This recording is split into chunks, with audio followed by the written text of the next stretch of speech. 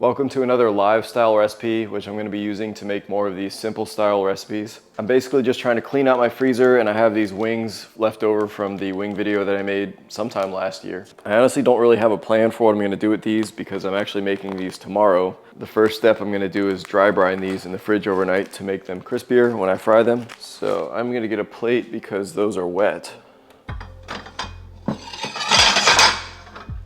Get some paper towels on top. If you saw my burger video that I made in this style a couple of weeks ago, I had some good feedback that people liked the style. It's easier for me to make these, but I still did a lot of cuts in the video to make it shorter. I've noticed that a lot of YouTube chefs don't really make any cuts and they just talk throughout it, even if there's weird pauses and stuff. I don't personally like that because I'm awkward enough, but I don't know, would that be something better? Is that more realistic? Do people like watching longer videos that have more pauses? Of course, for now, I'm still gonna cut this like I did last time because that's what's comfortable. All right, these don't have to be bone dry because they're gonna dry in the fridge overnight anyway. So I'm laying these onto one of my wire racks. That's gonna help the seasoning stick to it, but also not sog the bottom up. This way is probably better. Yeah, normally I buy the full wings and cut them myself, which is what I did with these. Of course, these are already butchered because I used them in my last video. It's just more cost effective that way, and it's not really a hard butchering job at all. So of course, you've already seen what I'm gonna make with these because the video's already done. But for the time being, I just have a really simple dry brine that I'm gonna put these in overnight. That's gonna include one kind of weird ingredient, which is this soy sauce powder. I bought this to make the spicy sweet chili Dorito taco because I thought it would go really well as part of that seasoning. And I haven't really found a lot of uses for that in the meantime. I mean, soy sauce is really easy to use in a lot of things, but you don't want it to be part of a dry brine, so I'm gonna use it here. And the other parts are, of course, salt and pepper. You really just need salt to dry brine. What it's gonna do is pull the moisture out of the meat, and then it's gonna dry out the outside while seasoning the inside and make it really crispy in whatever way that you cook it.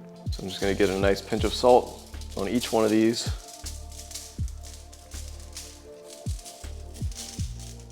Again, I don't really have an idea of what I'm gonna do, but with this soy sauce powder being part of the dry brine, I'm probably gonna do some type of Asian style glaze at the end. I'm probably gonna deep fry these, but this is where most of the flavor is gonna come from anyway. Do the same with the black pepper.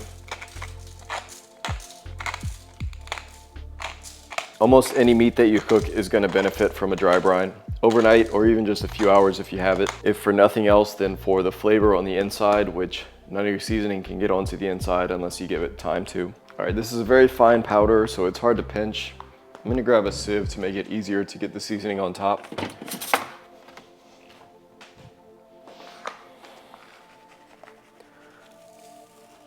Okay, it came out a lot. Yeah, it clumped up a bit too, which I don't want to get that too big on any of my chicken. Of course, I wouldn't go and buy a bag of this just to dry brine chicken wings. I'm just using it because I already have it. Like I said, salt is fine, or salt and pepper, or any kind of rub that you want to make yourself or buy in a container. All right, let's kind of press that in, and then we're going to flip these and do the other side. I am curious how the soy sauce powder is going to affect the flavor more than just salt would. And this goes without saying, but of course you don't have to do this a day in advance. If you want to eat these chicken wings right now, you can just salt them, season them, and then cook them immediately. They'll be fine. And in my last video, I kind of did a showdown of air fried versus deep fried. But I did a buttermilk marinade and then a really heavy flour dredge. And I kind of want to do these without any kind of extra flour because the skin gets really crispy on its own, and I want to let that shine more in this case. Some more soy sauce powder. Probably a better idea would be to combine the salt, pepper, and soy sauce powder in a separate container and then sprinkle it evenly, but I don't know how much I was going to use. It's easier for me to do it directly. Let's pat that in one more time. All right, these are gonna go for a rest in my fridge. I would do at least 2 hours just to let the seasoning really penetrate if you're doing this, but I'm doing overnight. See y'all tomorrow. All right, welcome to tomorrow. I have my dry brined wings here. You can really see how the color changed. They look like kind of bruised. Surface is very dry, and all that salt has disappeared into the inside, which means they're all seasoned on the inside. I've been heating up this canola oil for a few minutes. I'm trying to get it to about 375 so that I can start frying the wings. I don't know, for whatever reason, my induction burner like cuts off and goes to really cold temperature after a while of something sitting on it. I guess if the surface gets too hot, it doesn't like it, but it's not anything crazy. If I ever heat up my cast iron or a wok like this with oil, it always does that. So I feel like it should be able to withstand a bit more. Yeah, my oil's at 350 and it keeps cutting off, so I'm gonna go have to heat it on the gas grate. It's quite annoying, but for me to get the shot, I have to do it here. Be right back. Okay, now the oil is very well heated. It's almost at 400, so I need to let it cool for a second. All right, I've got it to like 375, so I'm gonna start dropping these in. Just go very gently. I'm gonna do this in about 2 batches. I'm gonna make sure nothing's sticking. These should take a little while because they have bones, and that just makes them take a lot longer to cook because of the temperature. It's really where I need one of those aerial shot cameras. I've never gotten one of those. It'd be very helpful to show these wings. Very quickly, you can see the skin crisps up, and it's gonna be amazing. And the oil has like leveled off at about 340-ish, which I think is good. It could probably be a little cooler and be fine. So out of curiosity, I'm gonna see how some of these wings are temping.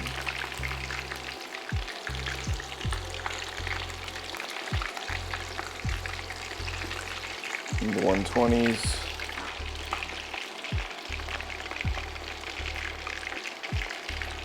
The flats will definitely cook a little faster because they're smaller. So make sure you don't hit a bone. That one's already temping at 165, which is done, but wings can go a little further. Yeah, I'm gonna pull both these flats because they're done.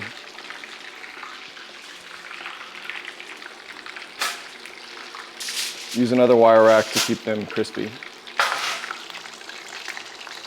All right, now some of these smaller drums are starting to temp, so I'm gonna start pulling those off. It's been about 7 minutes now. Check out the beautiful color that these things get with no flour dredge or anything. They're just gonna be crispy from that skin.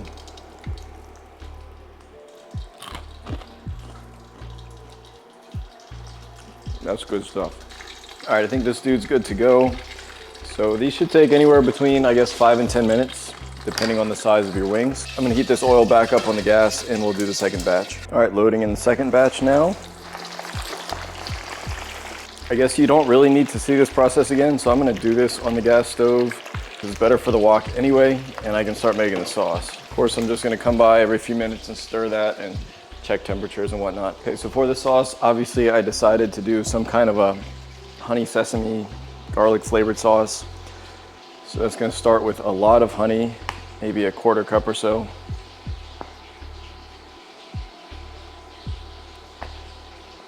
And then I don't think most honey sesame chicken recipes use this stuff, but I have this sesame paste, or it's called sesame sauce, that I've used to make dan dan noodles before, and I thought this would be a good use for it. I'm gonna get maybe a couple tablespoons of this. It's very thick, very hard to use, but hopefully it melts into the sauce. I guess you could use tahini if you don't have this, or even something like peanut butter, maybe that would be good. Then a splash of rice vinegar, which I don't have, so I'm using some white vinegar. It's gonna be fine. A couple tablespoons of soy sauce, maybe a tablespoon of sesame oil.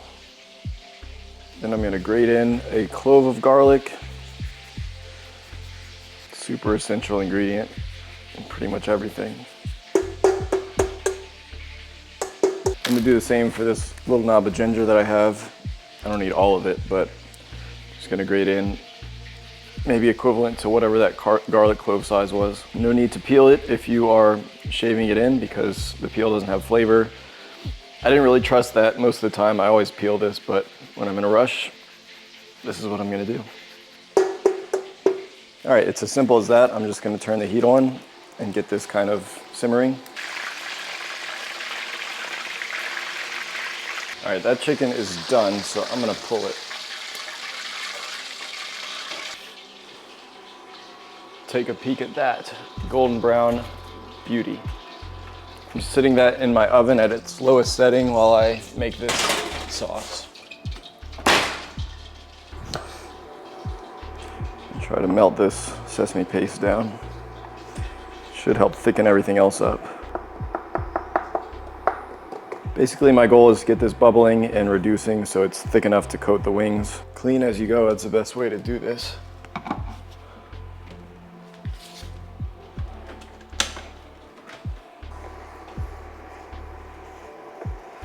So you're starting to see this line that I draw through with the spoon. I'm gonna reduce it just a bit more, a few more minutes. All right, a few minutes later and this sauce is perfect. So I have my wings. I'm just gonna get those added in and tossed around. I don't need these to be drowning in sauce because honestly, I would just eat them like this. It's kind of tempting. Try to get these semi-evenly coated. Should have used a bigger pot, but my big nonstick doesn't work on this induction burner, so I had to settle for this one. I still want this to maintain its crispiness, which is why I don't want too much sauce on it. Plus this is super flavorful, so you don't need much. It smells awesome. I'm ready to dig in. I mean, check that out. Who doesn't want to dig into one of these? I'm gonna go get this plated and then we can do a taste test.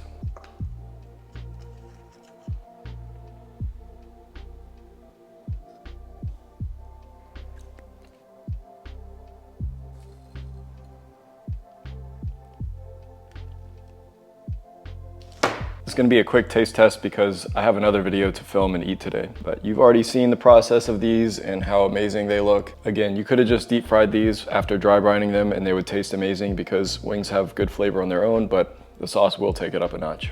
Cheers. These are definitely the best wings that I've ever made myself. I think I might never flour dredge them again because I just feel like it's unnecessary. You get enough crisp and flavor on the skin if you do it right. And the sauce is very simple, but very good.